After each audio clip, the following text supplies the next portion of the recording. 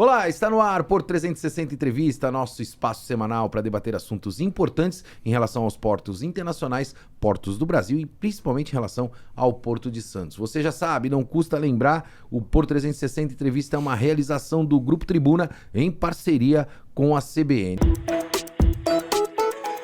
Porto 360. Patrocínio.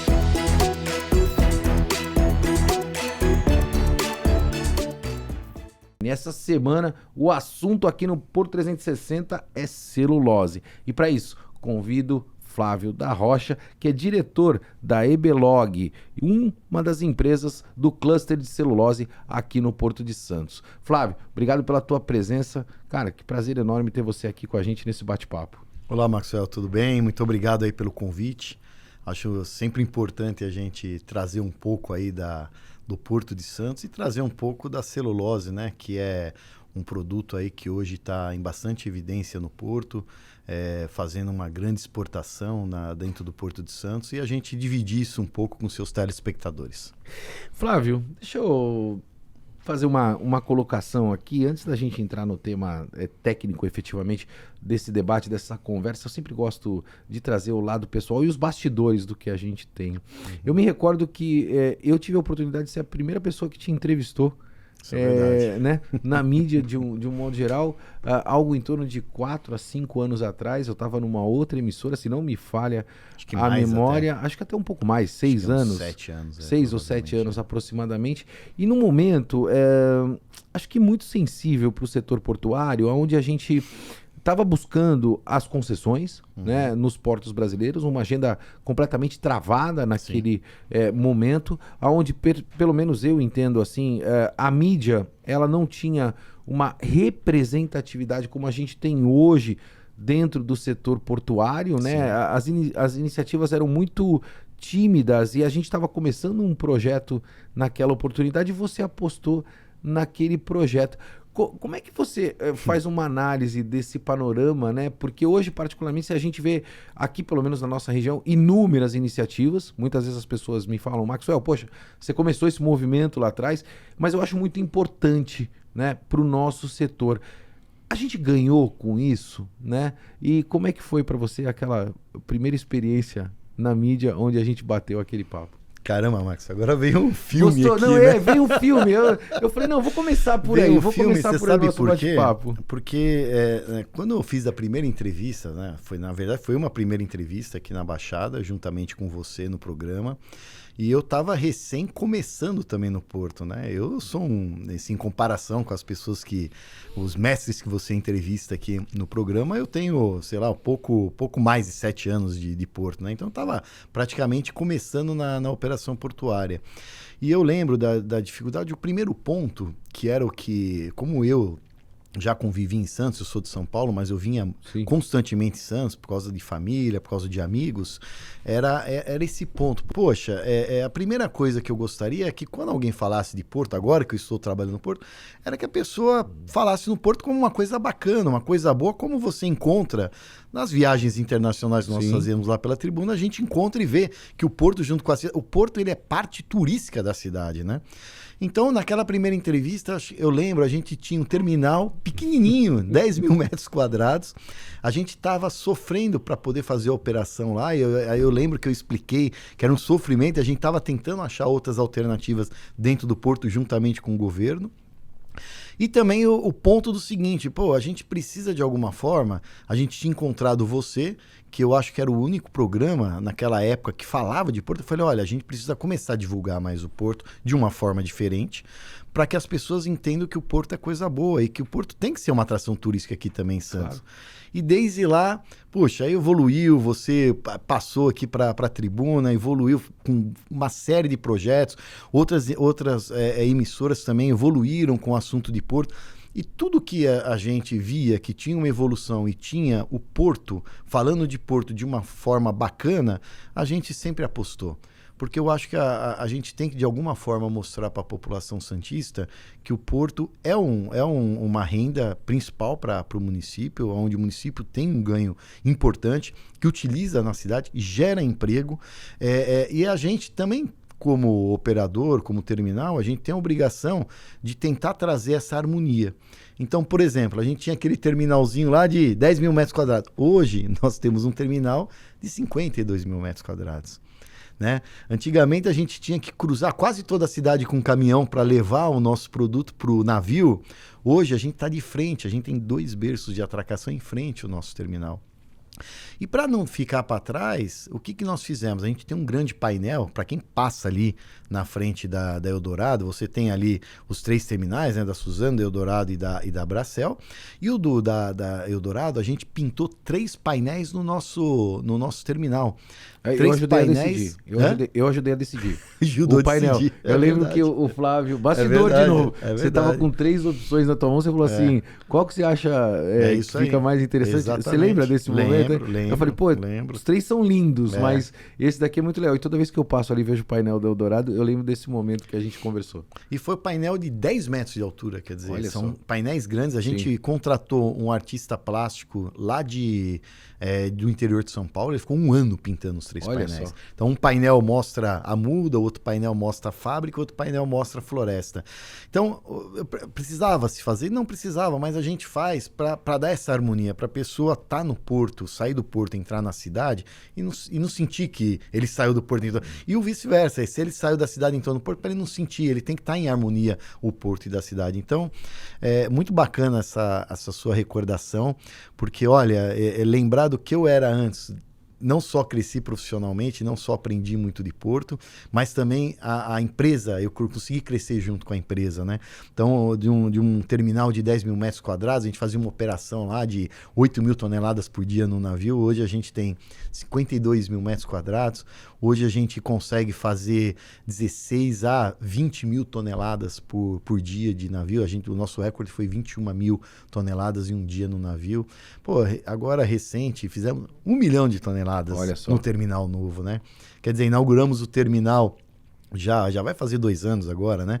Há 1 ano e meio atrás, e já batemos aí 1 milhão de toneladas. Para a gente também é uma maneira de a gente comemorar e agradecer todo o time, né?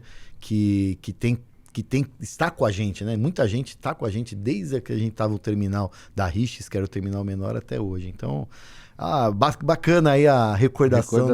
Dessa história. E o trajeto foi longo, né? A gente teve aí no processo o Porto Desafio, onde a Eldorado contratou 2 pessoas. Eu tive a oportunidade de revê-los na festa de final de ano da Eldorado, um projeto social incrível que a gente tem aqui no Grupo Tribuna.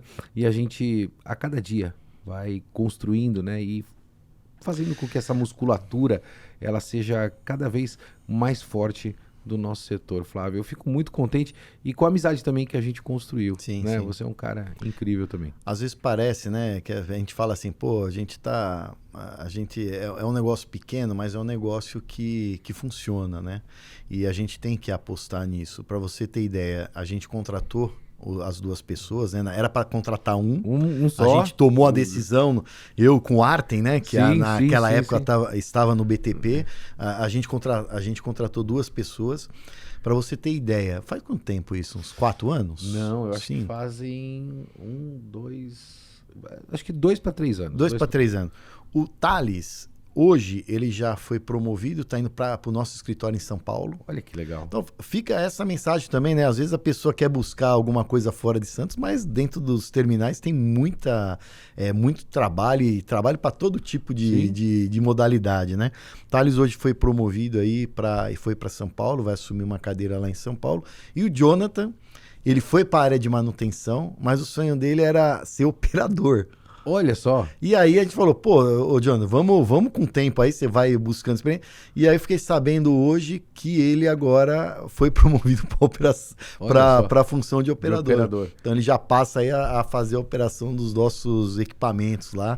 E é o que a gente precisa, né? Gente que Hoje os equipamentos estão muito avançados. Eu então... posso falar porque eu opero, Nossa, né? é Eu vou lá, avançado. gravo, opero e vejo, principalmente as tuas empilhadeiras, vou dizer assim, para não usar todos os termos técnicos, para quem entenda, realmente hoje é muito avançado e você entra num equipamento como esse, é como se você estivesse entrando no seu carro. Você tem ar-condicionado, você tem câmera, você tem equipamentos de segurança, assim como você tem no teu veículo. A operação portuária realmente evoluiu muito. E eu fico muito feliz, Flavinho, que a gente conseguiu construir junto essa percepção para a cidade, né? A gente não fala só da operação portuária, a gente mostra o executivo, a gente tem projetos sociais de inclusão dessas pessoas que estão hoje na operação portuária e que são apaixonadas hoje pelo setor portuário e são multiplicadores dessa joia que a gente tem na nossa região, que é o Porto de Santos. Flavinho, olhando pelo cluster de celulose, né? A gente tem espaço para crescimento ainda? Como é que a Eldorado está olhando essa questão especificamente? Obviamente a celulose ela depende de uma boa plantação e de um processo, obviamente, completamente sustentável nos dias atuais. Como é que é gerir isso logisticamente? Desde lá da plantação, porque não dá para dizer que a gente vai aumentar o processo, uma vez que você não consegue aumentar a tua oferta que você tem lá de eucalipto para que você possa produzir essa celulose. Como é que está o planejamento da Eldorado daqui para os próximos 5 anos? Bom, com relação a crescimento no Porto de Santos, hoje muito difícil, Max. Hoje o Porto a gente enxerga, ele está realmente já bem engargalado, né? Hoje a gente tem aí alguns espaços ainda que a autoridade portuária vem trabalhando para poder fazer com que o porto tenha mais espaço. Então, algumas áreas que antes eram consideradas inoperacionais, hoje já estão vendo para uma possibilidade de fazer com que ela se torne operacional, justamente porque não tem mais espaço no porto, né? Poucos espaços hoje que a gente tem.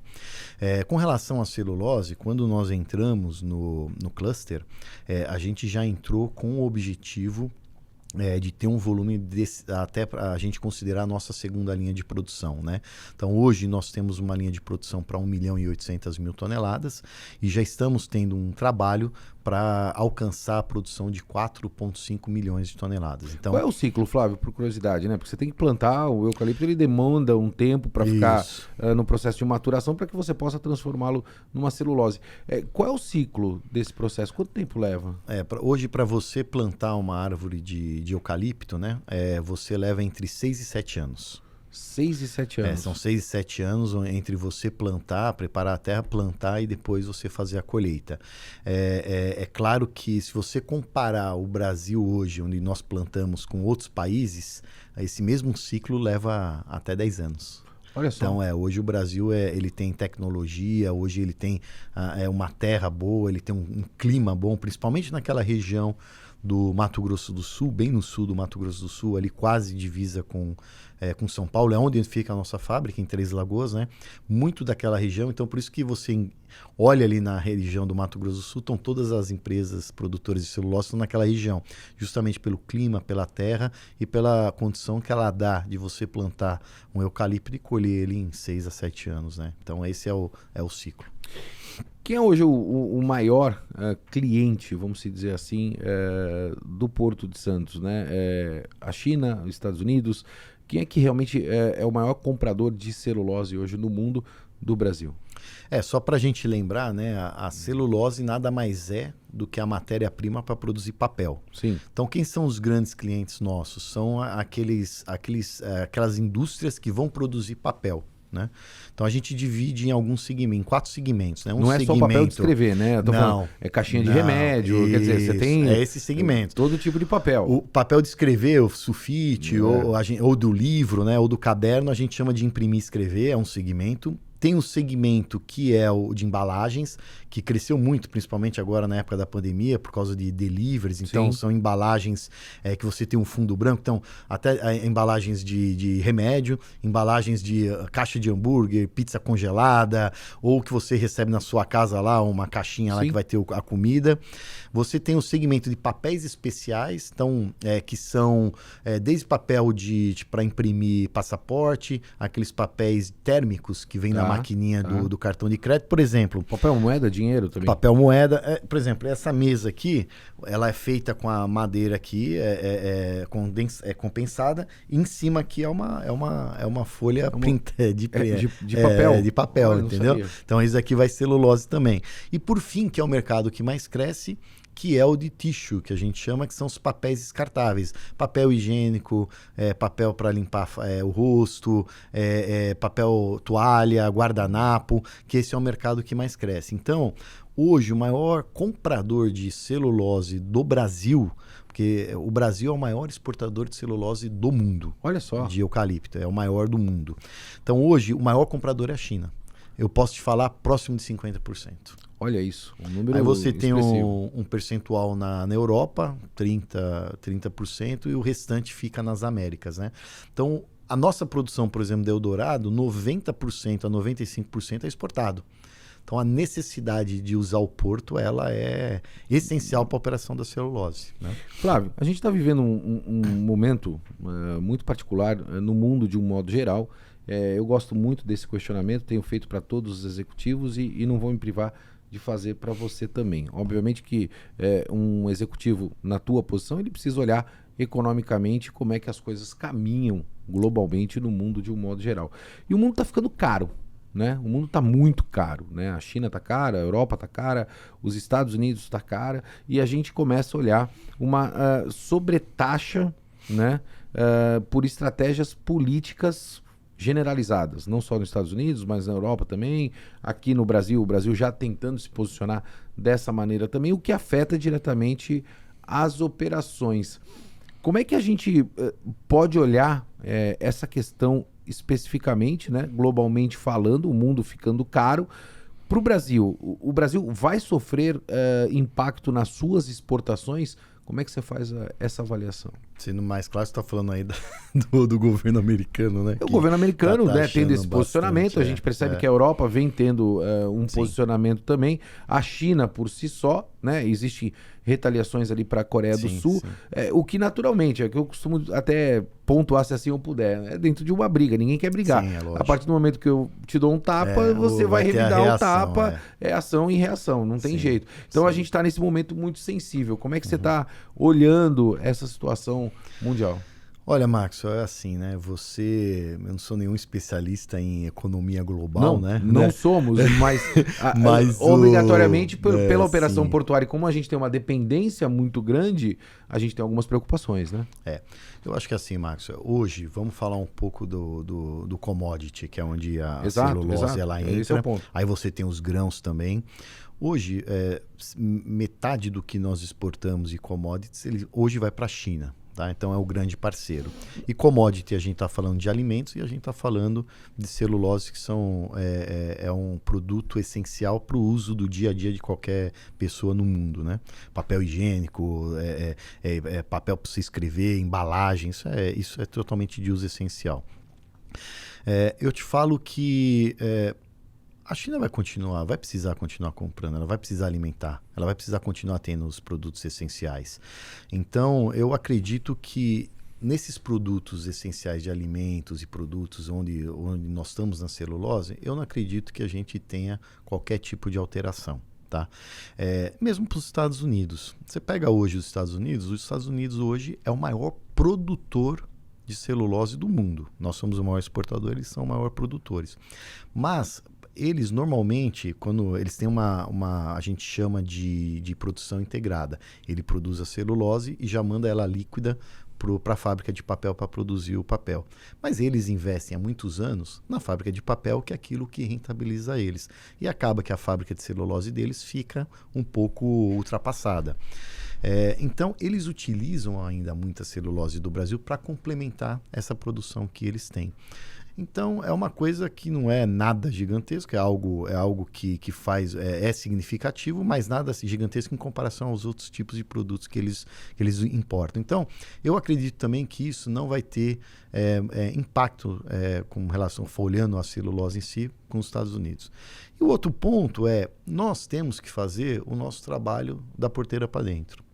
Então, tudo aquilo que a gente consegue ter gestão, a gente tem que estar preparado e tem que estar tudo perfeito e produtivo. Então, hoje você pega Eldorado, hoje nós somos benchmark de mercado em comparação com todas as outras empresas e produtoras de celulose. Então, a gente tem que fazer a lição de casa. A gente tem que ter o melhor custo lá na plantação, na produção e na logística e entregar até o cliente. Agora, a parte externa, que é aquilo que pode nos afetar, a gente tem que estar preparado.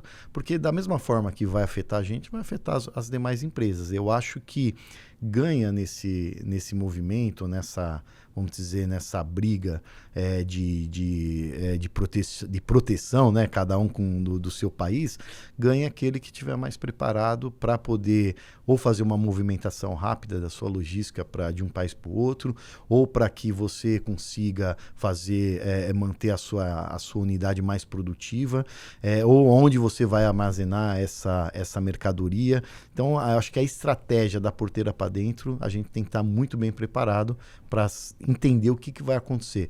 Sinceramente, a gente ainda não sabe o que vai acontecer. Muitas promessas foram feitas aí de taxações, de aumento de tarifas, mas até agora pouca coisa se realizou. Então, eu acho que a gente está aguardando ver aí como que vai se movimentar. Isso não impacta em investimento? Aqui nacional, o planejamento continua? Não, o planejamento ele vai continuar, ele não impacta no investimento, pelo menos no setor de celulose, ele não impacta no investimento. Talvez impacte caso você precise aí fazer uma tomada de valores no exterior, de recursos. No exterior, isso com certeza Sim. vai ter um certo impacto, mas a necessidade da celulose, a necessidade de produção, ela vai continuar existindo, né? Então, por exemplo, nós temos aí mais duas empresas aí, além da nossa, que estão fazendo investimentos para fazer novas linhas de produção. Não impactem, vai impactar, é lógico, na hora que você for negociar o dinheiro que você vai captar no exterior, mas eu acho que no consumo ou uma tomada de decisão de vamos esperar porque para ver o que vai acontecer, eu acho que isso dificilmente vai acontecer. Dificilmente. Eu estou falando do nosso setor aqui, né? Flávio, a gente está infelizmente chegando ao final do nosso programa. Quando o papo é bom, vai rápido. Eu acho que superou a pauta das concessões, né, portuárias no Brasil. Isso é uma pauta superada, eu acho que está bem encaminhado. A gente, obviamente, no mesmo momento vivia o processo de renovação contratual de muitos terminais no Brasil. Isso também foi superado, grandes empresas renovaram os seus contratos, então isso está superado. Nós tínhamos aí a questão do modal ferroviário. Então, a gente teve o incremento da FIPS, me parece que está bem encaminhado também. Vamos acompanhar para saber como é que isso vai se desenvolver. E aí eu preciso te perguntar, para a gente encerrar o programa, qual a pauta para 2025, né? O que o setor portuário, principalmente na tua área, no cluster de celulose, vai pautar aí para que a gente possa desenvolver o Porto de Santos? Bom, eu olhando um pouco do nosso viés aqui da área de celulose, eu acho que uma pauta muito antiga que ainda continua, e eu acredito que já está solucionado, e a gente vem acompanhando isso junto com a autoridade portuária, é a dragagem, né? Eu acho que a gente fala há muitos anos, mas não aconteceu. Não a de manutenção, agora, né? Parece que a de manutenção resolveu. Não. A de manutenção tá ok, ela tem. Eu acho que é aprofundamento, é isso, bem, né? É o aprofundamento do calado. A gente precisa, pelo menos, aí chegar a 16, que é a promessa. Parece-me que está encaminhado para esse ano já ter uma licitação aí para projeto e para poder realmente efetivar essa dragagem. Então a gente precisa chegar a 16, porque Não só olhando os navios de container, mas se a gente olhar os navios de celulose, hoje já tem navios de celulose de 80 mil toneladas que eu preciso de um calado de pelo menos de 13 a 14, né? Então hoje eu não consigo operar no nosso berço ali ou no berço dos nossos parceiros lá, os concorrentes, já não consegue operar um navio desse tamanho. Calado. Ele tem que começar lá e terminar de repente em outro lugar. Então acho que esse é uma pauta que a gente vem olhando e a pauta por mais que a FIPS já vem se consolidando, eu acho que a FIPS ainda tem um grande desafio, porque a gente, hoje, a movimentação do porto, acho que fechou em 170 milhões, se eu não me engano aqui, no ano de 2024, mas eles têm uma projeção para 230 milhões. Olha só. Então, se a gente for olhar essa projeção para os próximos, que seja 10 anos, a ferrovia ela precisa acompanhar esse crescimento, porque senão a gente não vai ter capacidade de receber caminhão aqui, né? Então já começa recente agora pelo projeto do espaço de container, que eles devem fazer a licitação aí, deve caminhar para esse ano, que é o STS-10, mas a gente tem que tomar muita cautela com a quantidade de caminhões que está entrando. Mas, são problemas positivos, né? Isso significa que está crescendo o porto, o negócio está acontecendo, mas é um ponto de atenção que a gente vem acompanhando. Dragagem e o acesso aqui dentro do porto. E o trabalho também de trazer o porto para dentro da cidade, né? Exato. Essa harmonização que a gente não para nunca, né? É isso aí. Flavinho, cara, é um prazer enorme te ter aqui. Você é um grande executivo do nosso setor portuário, além, é claro, de ser o maior meia-direita que eu já tive a oportunidade de jogar futebol na minha vida. Obrigado pela tua presença aqui, meu amigo. Espero que você volte sempre para que a gente possa bater esse papo. Não, eu que agradeço o convite. Sempre que tiver a oportunidade da gente falar um pouco do Porto, a gente está à disposição aqui. Muito obrigado. Eu vou ficando por aqui, como você bem sabe, sempre movimentando muito mais do que informação. Forte abraço. Até quarta-feira que vem. Porto 360. Patrocínio